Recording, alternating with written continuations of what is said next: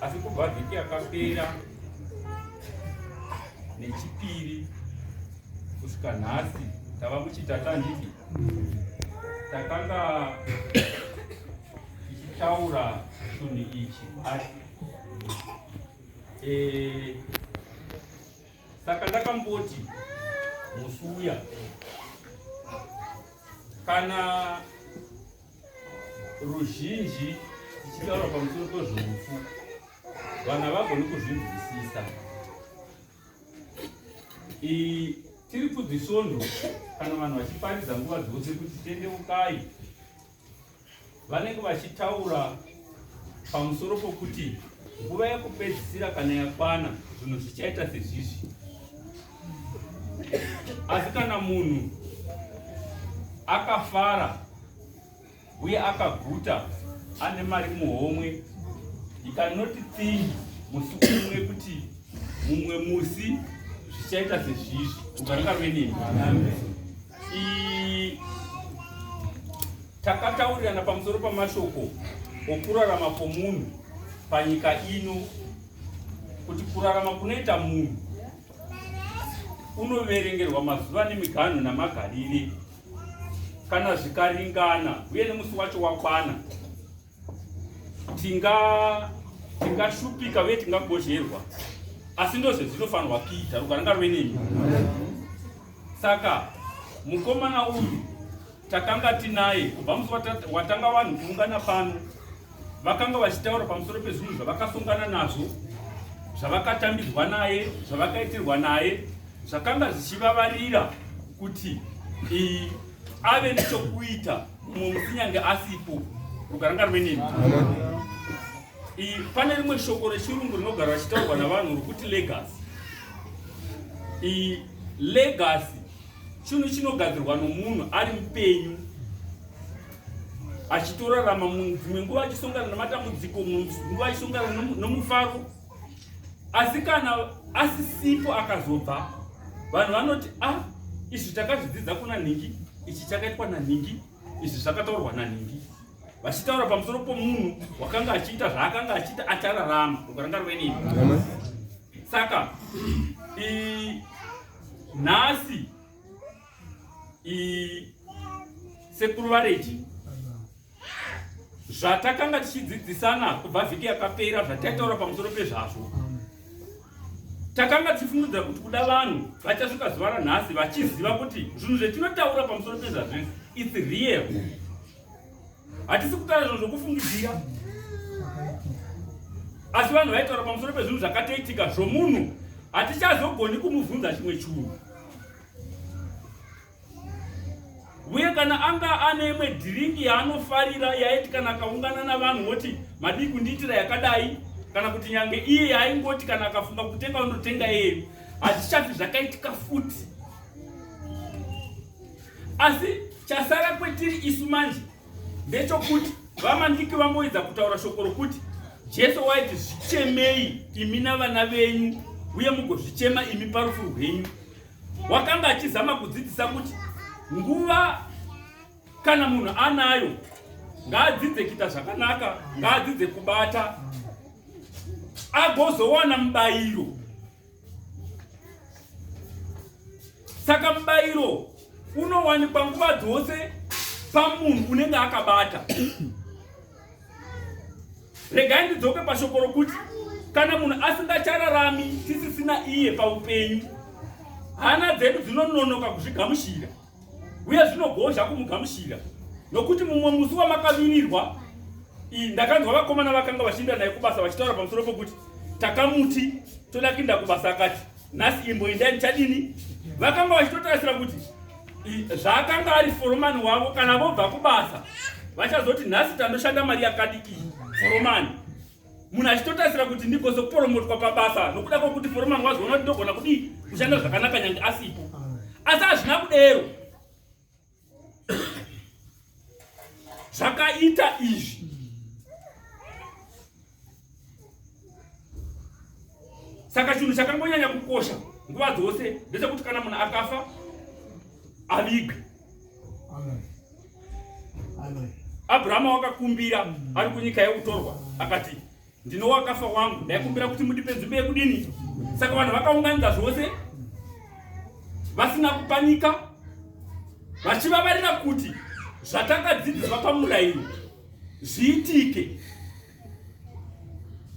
Pakadzidziswa rugwaro ruri kuna Genesis nomumwe murume wopandiriya sanditi musosono akati, kana ndawanirwa nyasha nditendere kuti ndiende kundodini, kundoviga baba vangu. Saka nyasha ndidzedzi. Vamandiki, kuchema hakurambidzwi, asi kana ukaverenga Bhaibheri usingamani kunonzi usaungudza. Handiti kubvira kuti kana munhu akaridza mere inopedzisira yongobata nezvimwe zvinhu zvakawanda zvisina shumo, asi zvoita sokuti vanhu vaya vanomutarira voti hakweni mazodero se, voita sokuti vanomushora kuti harwadziwi. Izvo bodo unorwadziwa, asi chetinoda manje pakuchema ndechekuti munhu ati zvokwadi marwadzirwo anoitwa vamwe vosava, neni norwadziwa vochii dzaizvezvo. Saka tingabetserana nezano ripiko? Zvataidzidzisa vanyamwa zviya, nokuti kuno kumuka kwawakafa kwozouya kudzoka kwaKristu, wakafa ndouri ndiye uchazomuka kana Jesu achidii. Saka kana tikatenderana shoko irero kuti munhu uyu wakafa uchazomuka, chinotigozhera nhasi chii?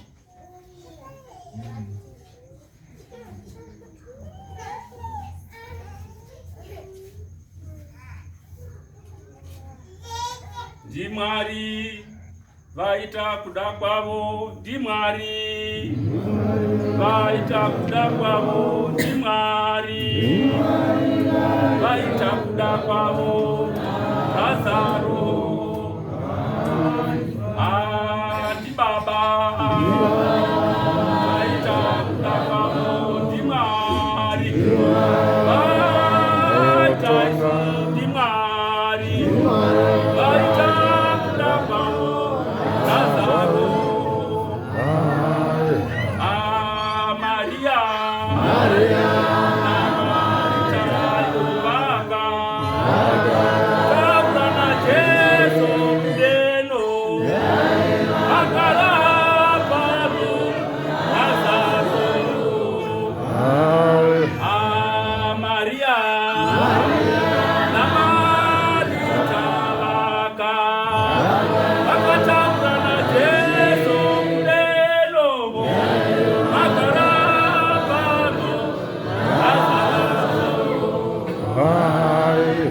Maria Marita vaiva vanhukadzi,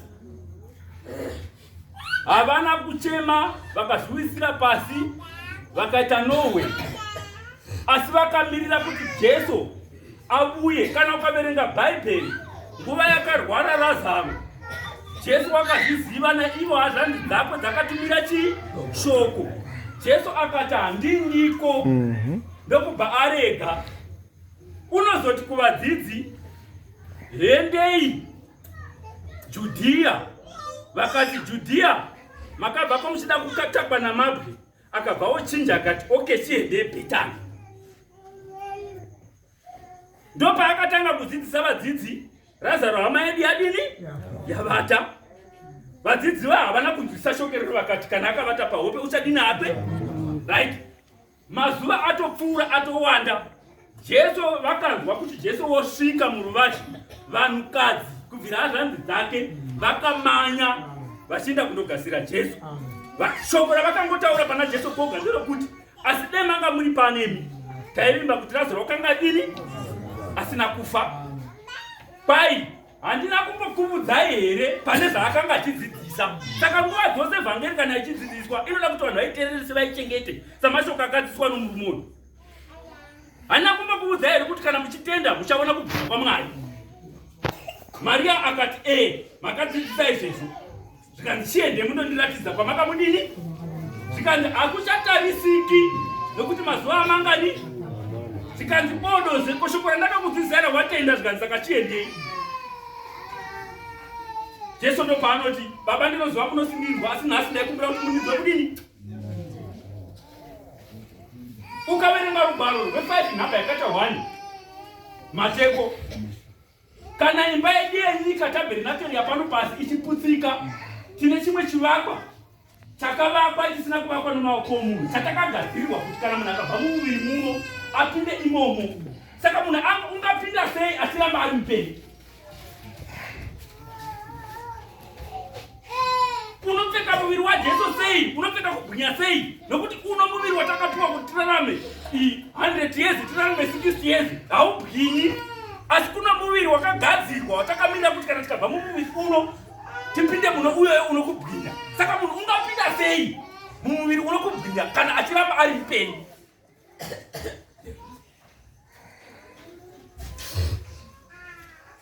Rugare batiri, rugare bateni. Kana munhu angofa vachitsime, vanhu vane njere vanongogadzira chete kuti saka tingamuviga bhati. Bhaibheri ndo rakangoramba koga kuti vanhu vangoti tashayiwa mari regai titoviga muno. Handiti kuti vanhu vangoti hatashayiwa mari munomu zvinotenderwa zvakasiyana nokumusha kwedu ngoti watofiramba madi kuti tomuka chidini tichitoviga munomu zvinotenderwa kuti muchengete pane imwe nzvimbo kwamazuva munoda muchigadzira zvomunoda kuti mudi mugadzire kana nguva yazokwana uye zvikwanisiro zvose zvava vanhu vogadzira vodini kuenda.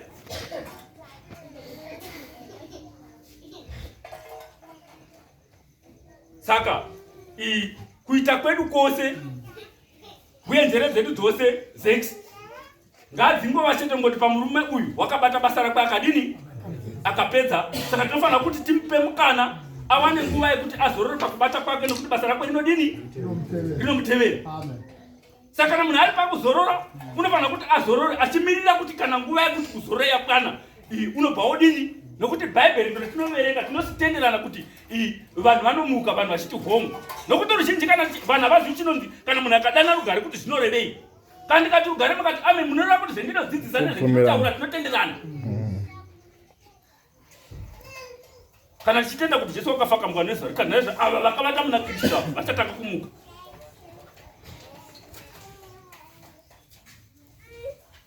Saka nhasi hatichatauri chita nomufananidzo nokuti vanhu vazhinji they were not thinking.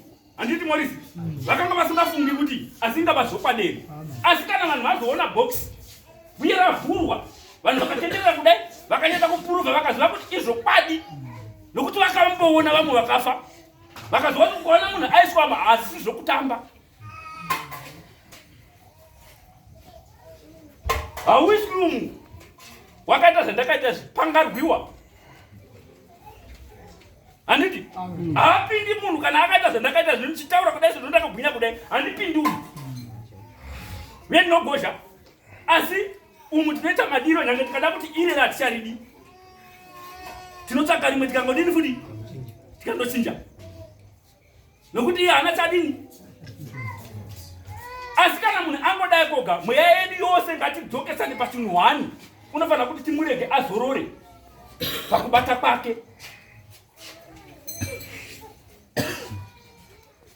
Saka inguva yekupedzisira vasingakwanisi kuenda kumusha yatasonganiswa kuti tierekane nomurume nomukana usingatogoni kuwanikwa navanhu vakawanda tamupuwa kuti zvokwadi itai zvamunoda.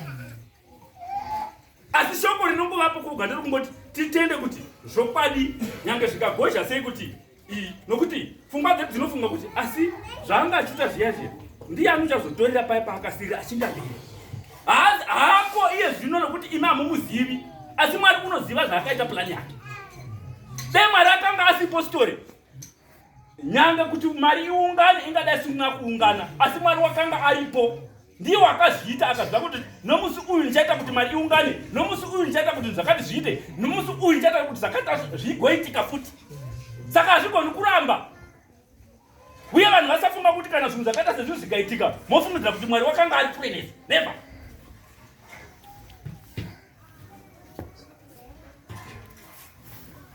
Rugare vatendi. Saka tinogomera tiri meiri tichitambudzika tisingadi kukutunurwa. Ndizvo zvinotaura apostoli kuna vaKorinde. Tinogomera tiri meiri tichitambudzika tisingadi kukutunurwa Hakuna unoda ruzhinji hazvifadzwi hazvisi free kungoti munhu ati akana nguva yakwana regai ndidi. Asi ndozve zvinofanirwa kuita. Ndakamboti musi wesvondo ndikati tikatarisana kumeso kwedu kudai vazhinji vane makomba but was a handsome guy. Unokumeso kwaitotenda mafuta. Asi vana kumeso kuna makomba vamwe wakasvipa vanonyanga vakazora vhesi rina vabwinyi varipo. Asi totoviga munhu wakanaka. Rugare. Saka rufu runongoda kuti vanhu varunzwisise kuti Kristu Jesu achiuya pano panyika wakawanika rufu rwaururwa. Uye rufu ruchiuya pano panyika vagonezi vakamboti musi wesvondo. Vagonezi handiti vakati musi wesvondo rufu it's not a blessing kubvira kuti hasi maropafadzo. Punishment. Rufu punishment yakaiswa naMwari. Ndakusika Adama ndanogara munyika umu uchidya munzvimbo iyo ndaisa miti nezvibereko nzizi dzirimo hadzina mazita utumidze nemiti irimo yose haina mazita utumidze. Asi pane muti uyo usaubata nomusi unodya uchafa. Adama ndokubva azonzi zvaakanzi naMwari usadya ndokubva azidya. Mwari ndokutsamwa akadhaisa rushamhu. Ukaverenga Bible usingamanyi musi wabudiswa Adama naEvha munyika yeEdeni. Mwari wakavaona vachiramba vachicheuka nekuti pfungwa dzekudzokera dzakanga dziriko ndokubva avesa moto. Saka vaiti kana vakacheuka vakatarisa kudai vaona kuti kuya kudini hakudzokeki. Chinzwa zvinotaura Jehovha. Nokuda kwokuti wateerera zvomukadziwe uchadya cheziya. Munhu ndototanga kundorima. Iwe mukadzi iwe nokuti wakateerera zvinotaura nyoka iwe mukapesana nomurayiro wangu ucharwadzwa pakuponewa. Zvinhu zvakanga zviwedzerwa pamusoro pokufa nokuti rufu rwakanga rwagara rwatemwa kare. Saka rufu haisi blessing hasi maropafadzo asi it's a punishment. Zvinokuda kwokuti vanhu vanotadza vanofanira kuti vadini.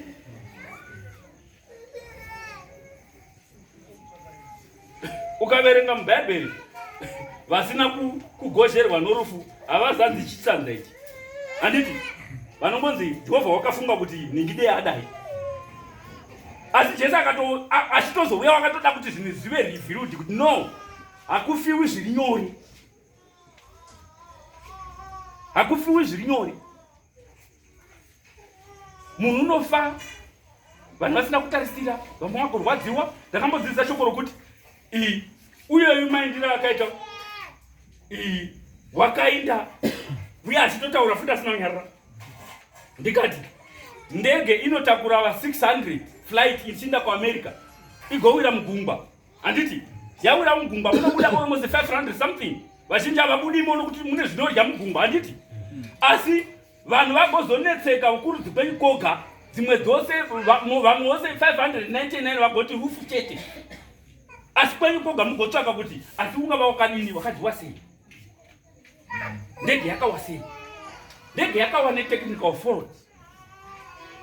Asi todi kupersonalizwa. Uye kana munhu afa munhu kana muchida kutamburira munhu tamburirai munhu achiri pakurwara achiri mupenyu unoshayiwa shuga unoshayiwa upfu muchimitira izvezvo warwara waenda kuchipatara muvigire mabhanana muchivigira nezvimwe zvinonaka ndokunonzi kutamburira munhu.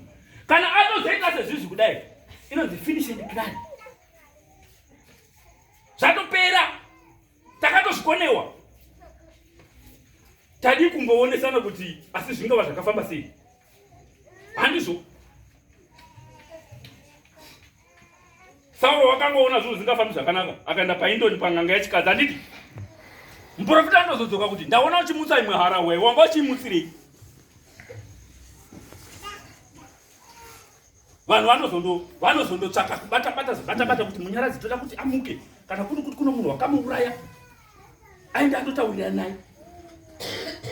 Vapenyu vakasara iye achitova pakuzorora. Asi chinongozoshata ndechekuti mweya kana uri kurinda vanhu vakaenda kundomumutsa unotomuka iye asingatodi futi. Hapachabviri kufamba ungadii imi muri makaindapo. Ndimakaindako asi musingokona kuti murege azorore pakubata kwako nekuti basa rako rinodini rinomutevera.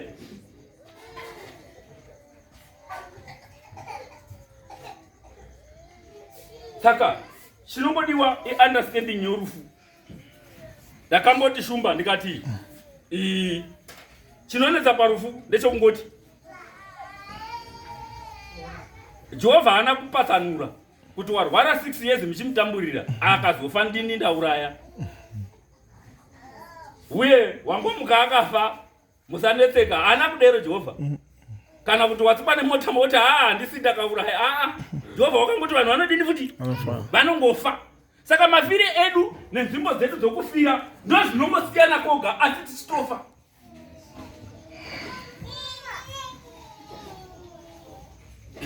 Rugare ngarweneni. Rugare vateni.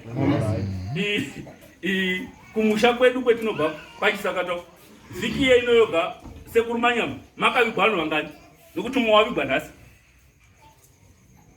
maisakata iye ino vhiki yeino nhasi mumwe watoigwa akamukaka wafa usiku vakamuka vachimuviga nhasi kureva kuti vanhu vanodini vanhu vagototanga kutotsvaka kuti asi zvingafamba seko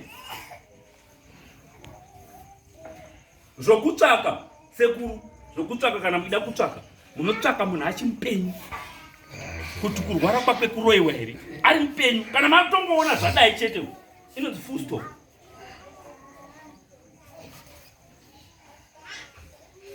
Kana munokomunoenda mune zvomunotsvaka munotongondotsvaka muchitsvaka venyu zvimwewo zvisiri zvouyu nokuti uyu wakatopedza.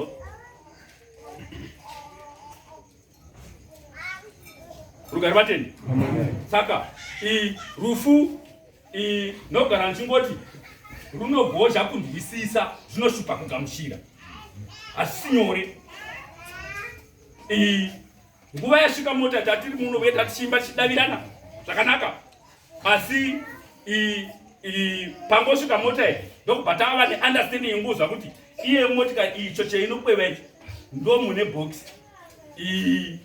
kunzwisisana kwedu uye discord yabva yatodini hakuna wanga ari wrong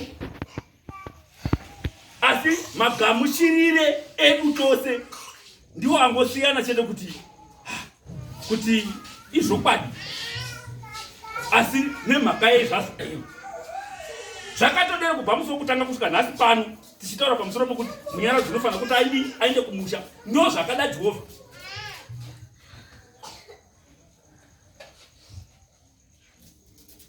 Wakaverenga mazuva amunyaradzi uye namakore amunyaradzi akatara miganhu yepaaifana kugara munyaradzi nopaaifana kusvika uye akarayira magariro aifana kuita upenyu bwake bwose nemari dzose dzaaifanira kuva nazvo. Jehovha wakaziverenga akazviunganidza akazvidini asi wakanga achiziva kuti nomusi wa6 ndope zvinodini kureva kuti isatina kana rimwe zano asi zano redu chete ratakapuwa naJehovha ndorokuti kana munhu akafa timuvige.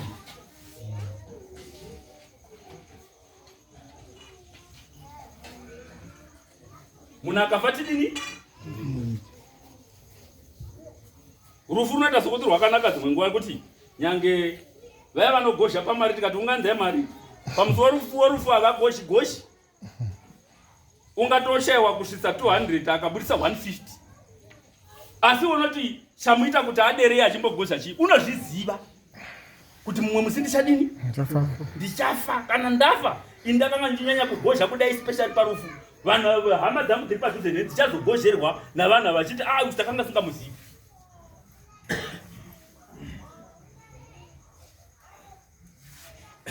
Rugare vateni.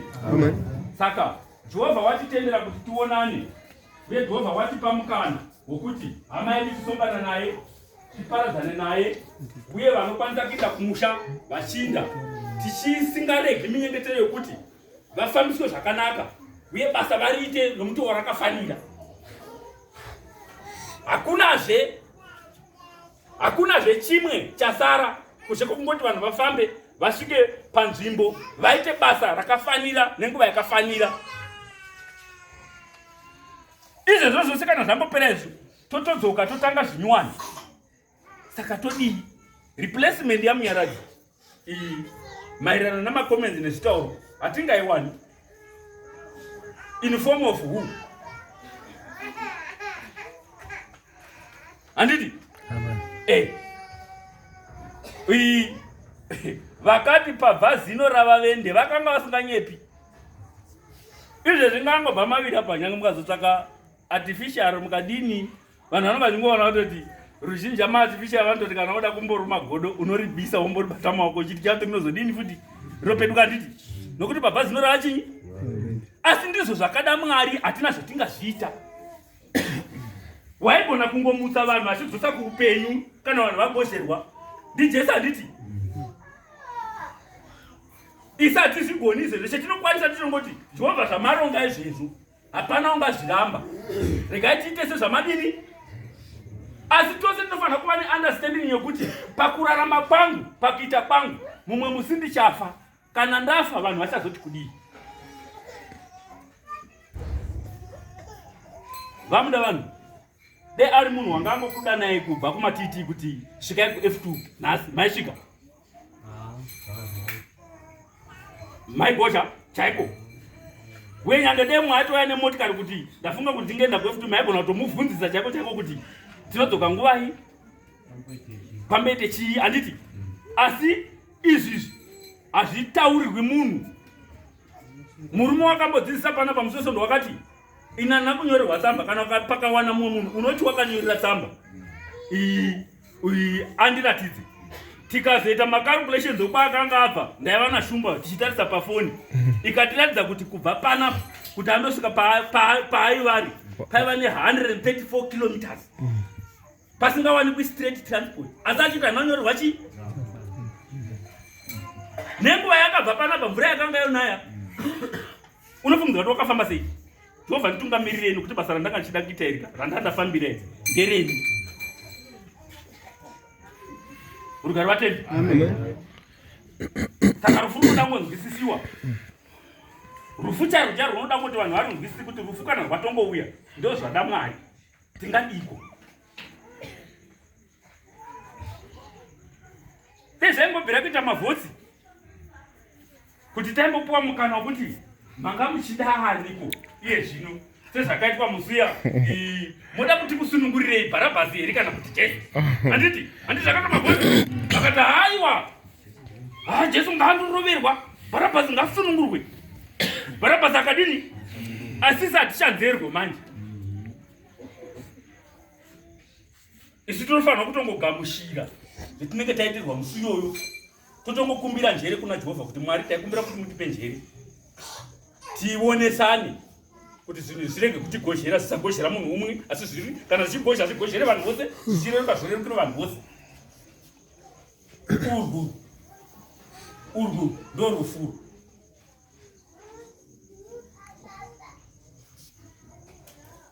Rugare kaveneni rugare vatendi. Saka Mwari dai atibatsira atisunungura adzikisa mweya yedu tigone kunzwisisa zvinhu zvisinganzwisisiki ndo zvinoita chinamato. Kubva musi wokutanga mateko tiri pano tose ndakazoti mumwe musi ndakagara angava masikati ndakasvika pano masikati ndikaona mutanga ari pano mutanga akati kana rufu rukasvika tofanira kuratidza difference yavanhu vasinganamati navanhu vanonamata. Tikati iri shoko iri reta sokuti igukutuvei. Ndufu dzavanhu vasina kutendeuka ruzhinji kana mukaenda kumusha pakasaitwa zvakanaka munobata masano mukabva pamaoko akuvara muchivhara chii. Musi warufu saduru kana usabhuka akatozopedzera ati ndaikumbira kuti kana muchingopedza kuviga muchingopedza kupuwa chikafu vazhinji mindi toda kumboita dare potogarwa dare muraini nokuda kwokuti zvaitwa navanhu vasingadini vasinganyengeteri. Ko imi vatende munofanira kudii? Paino rugwaro muri tsamba dzakanyorwa sure nemberi kana munhu achibva unoverengwa chienda kunodini. Saka tofanira tinoti zvinhu zvetinofanirwa kuratidza kunyika kana zvinhu zvikatiwira pamberi vanhu kuti ava vanhu vakadzidziswa chinhu ichi. Ndakambotaura pamusoro pe-level of understanding ndikiti hatifanani. Saka isusu understanding yedu isiyo zex yavanhu vanonamata isi inofanira kusiyana navanhu vari kubhawa. Mungaita zvokutamba munhu akafa mafiri akatasa wawo. Isu kwedu hatideresu kubhawa kuti zvinotaurika izvezvo uye vachiwana zvokudini zvokutaura zvokutoita vachitowana zvofuti asi isi hatideresu. Tinoti nguva yaMwari yadini yakwaniswa. Kana nguva yaMwari yakwana hakufanira kuwana munhu unotaura chunhu, hakufanira kuwana munhu unoita chunhu. Tofanira kungogamuchira kuti ndo zvada Mwari. Kana Kristu iye upenyu hwedu achizoonekwa nesuwo tichaonekwa pamwe chete naye pasi. Saka Jesu is obvious unoonekwa. Isu tofanira kutofarira shoko iroro kuti tichaonekwa pamwe chete naye pakudi. Asi munhu haagoni kubwinya, regai nzokororo futi, haagoni kubwinya zex uri mubatira wakapfeka irerere. Unofanira kubuda ukaita decay vanhu vasingatokuoni. Vamwe vambotokangana kuti taimboona munhu wanzi zex asi akatofa. Asi kana kumuka kwakafa kuchizovako manje vanhu vanoonekwa.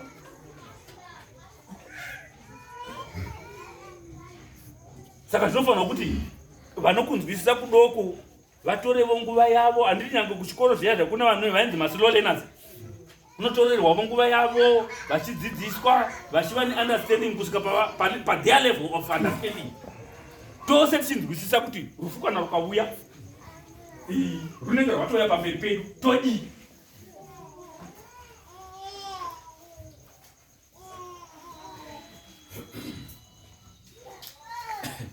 Rugare ndakamboti musi ndikati uyu mukomana nyange pakati penyu ndikatsaka vanhu vakatsunga kudai.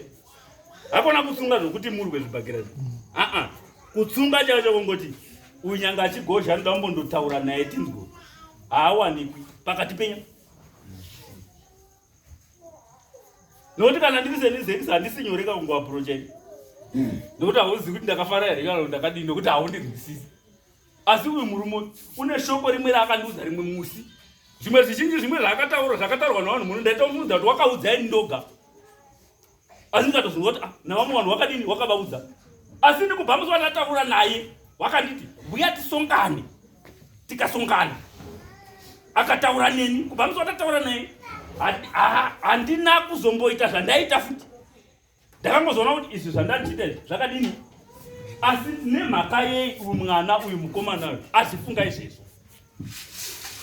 ndobva ndanyarara. Rugare ngaruve nemi. Rugare vatende. Saka zvokwadi Mwari ngatiitire zvakanaka uye Jehovha ngaatipe simba, atipe nomuono, atipe nenjere kuti matangira atakaita kubva musi wokutanga sekuru naye basa iri rinongopera zvakadini. Takadzidzana zvinhu zvakawanda vamasingwini muno, takadzidzana zvinhu zvakawandisa tichiitira kuti vanhu vanzwise pamusoro pechi. Tikadzidzisana pamusoro pekutaura rufu chako chako kuti kana uchipa munhu ripoti yorufu unofanira kutanga wamutarira uye ndotaura nomutoo upi. Sani Erikana wakanga anaona vanakomana vake vaviri, honde ikarwiwa. Mukomana wakamanya achibva ikoko indapunyuka pahondeni, vanhu vose vaIsraeri vapera uko. Nahipo naPinehasi vakadini vakuvara kwaya wakanga vagara pacheya yakareba kudai Erikana ndokubva adonha pacheya ndokutovhunika mutsipa ndokutofa. Saka ripoti yorufu inoda kutongoti kana vanhu vachitongoudza munhu munomuudza nenzira kwaya matotarisa njere dzake kuti unogona kuzvigamuchira here.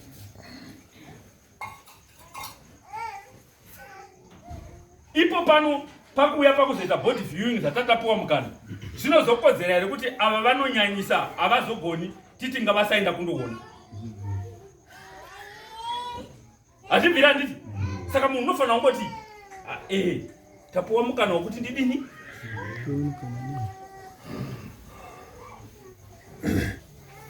Rugare vatende. Saka tiri pachinhu chinorwadza vamandiki chinogozha asi hatina zvitingazvita. Kugozha kwose zvakaitwa naMwari kuti tigozhe iye achitoona. Angotozotarisa futi pamagozhero kuti ndinogara ndichivaona kuti vane pavanodini pavanokonewa. asati sokukoniwe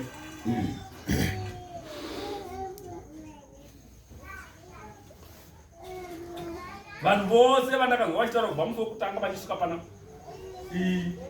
vakaratidza kuti varashikirwa kureva kuti tose sinowandu hwedu takadini takarashikirwa nditi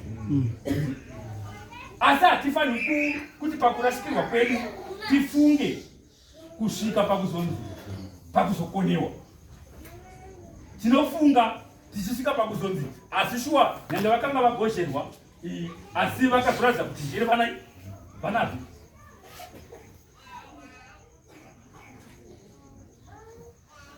Rugare vatendi. Amen. Mateko Jehovha afanira kungotora navanhu vavo asi ndozvine zvatodini. Ndikadzoka futi KB pashoko ramavhoti kuti Mwari kana akazomboita fevha mumusi akati imbovhotai rugare ngapeneni kuti dezvaikutenderwa kuti imbovhotai kuti munoda kuti tisunungure ani Bharabhasi kana kuti Jesu makadzire kuti rwapindwa mubama vamagadzire rufu. Kuna baba Brusi, kuna Gushungo, kunewe kouya murefu uya kouya chimwe chete kuti rufu rwasvika vatu voti asi mamuchida kuti kufe ani. Do you think vanhu vangavhota in favor of you or against you? Rugare ngarwenemi. Rugare vateni. Kana iwe mavhoti ako ungavhotera kuti iwe uinderi kana kuti baba Bruce ngavaini. Rugare ngarwenemi. Zvinoshupa kunzwisisa nditi hatichazviiti izvezvo asi rufu runongouya panyika. Kana rufu rwangosvika tofanira kungonzwisisa rufu sorufu kuti ndozvinotovapo nhasi tingadii.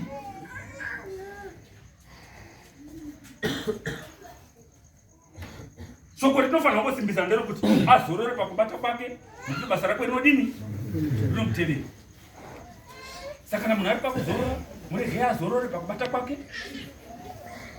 Wakabva mumuviri uno haachazogoni mumuviri watatajaira uyo ari pamapikicha uyo tichangomuona pamapikicha hatichafize takazombomuona nyange vakanga vachiwana mazano kwaari vaida maadvice hamuchatofi. You miss the chance and it's done. Wamirira kuti Jesu adzoke. Jesu kwanzi kana achidzoka kuchadanzirwa nenzimwa rokutumwa mukuru. Ukaverenga pavatumwa vasara iye zvino wakasara kondini kaira ndizvo. Kana radanidzirwa nzwi rero wamanda icharira. Asi kwai zvinoitika zvichibva kumabvazuva zvichienda kumavirira. Right? Nguva iyeye inoitika zvinhu iyeye Jesu unotanga kutoonekwa. Vanhu vari mumabhiro vachitobuda vachitevera Jesu.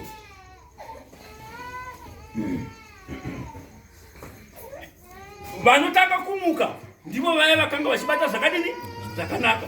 Teverevo avo vanozomuka pakudini pakunyadziswa. Handiti takamboti ndinogara tichitaurana pamusoro pokuti vanhu vakanzi vanokandwa mugomba nesuruferi.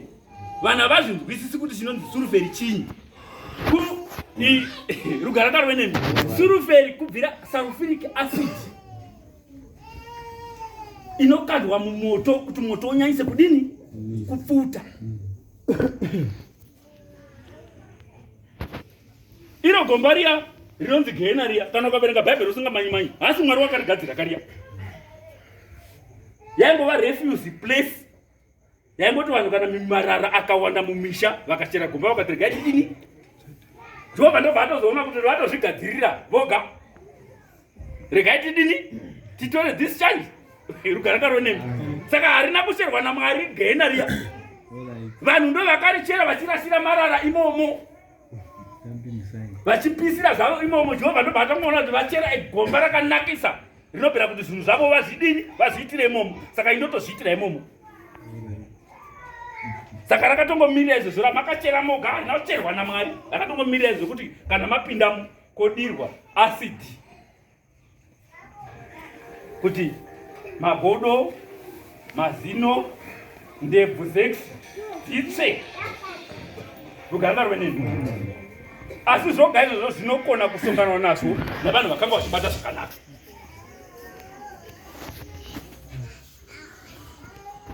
Paino rugwaro mubayiro uri mumavoko aKristu Jesu handiti kuti ape mumwe nomwe sezvakadini uye zvakabata munhu zvingashupa kuti zvinzwisisike navanhu uye zvingashupa kutaurika mutsanga handiti. Asi rugwaro rwazakazarwa runongoti bhuku yazovhurwa takaona mazita mamwe achishayikwa mumashiriniwo achiwanikwa. Pai pakazovhurwa imwe bhuku doko.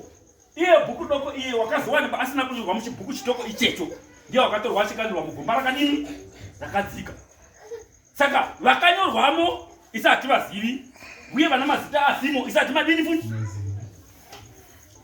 Izvozvo zvose izvo isu basa redu ratakatenderwa kuti tiite pano panyika pana Mwari kana ivhangeri ichitenderwa kudzidzisa tofanira kudzidzisa chirayirana vanhu vatendeuke. Uye kana munhu akafa akabva pakati pedu watanga tinaye tofanira kuti muvige nekuti hama yedu handitizvo. Ndipo pano mugove wedu. Zvokunoenda vanhu Bhaibheri ndinogara kangotaura kuti mufudzi kana achizouya ovavura 25:31 handindizvo. Usati makwai kurudyi mbudzi indai kuziboshwe. Vanenge vari mbudzi vanozikanwa nani? Rugare vatende. Nyange vaprofita vose vanoprofita. Hana munhu wandakamonzwa achitaura zvokuti zvakaonekwa naJohani chete handiti kuti taona Jesu akagara pachigaro cheushe handiti. Vaprofita vose vanoprofita. Hatina kumbonzwa wakati ndaona Jesu achiti naMwari zvakati handitizvo. Ivo vanomutumwa unouya kuzovaudza ripoti yabva kudenga votozvinzwisisa vototi inzwi rati isi totozviteerera izvozvo handiti. Saka zvokudenga zviri modhipi zvinoda vanhu vakatopiwa mweya wokunzwisisa vanomirira nguva nedzimwe nguva zvakatarwa naMwari. Saka nakuti izvozvo zvikazokwana manje isu tinongotarisa kuti zviya zvakarayirwa naMwari zviya zvinofanira kuti zviitike nekuti Jehovha ndiye wakazvidini. Jehovha hasi wakarurama, hasi wakarurama ungati zvinhu zvakavimbisa unozogona kuzvidini futi. Saka uchingoona vanhu vasi vachingofa nyange musingadi munhu unongodini kebi. Saka regai nditende nguva doko doko ino yandapuwa mukana wekuti nditaure pamusoro pezvorufu. Zvokwadi nezvimwe zvinhu zvetichada kuita vana mbuya mweya yedu inorwadza uye inogozherwa. Asi kana toda kuita zvimwe zvinhu ngatitenderane kuti titozviita. Wagozherwa ati poso ari oga agozodzoka mweya wako wadini. Rugare rwenini. Rugare vatende. Saka zvokwadi Mwari ngaatitendere kuti zvose tinovavada kuti tineta zviita zvirege kugozha asi Mwari atitendere. Regai nditende Jehovha namashoko ano. Amen.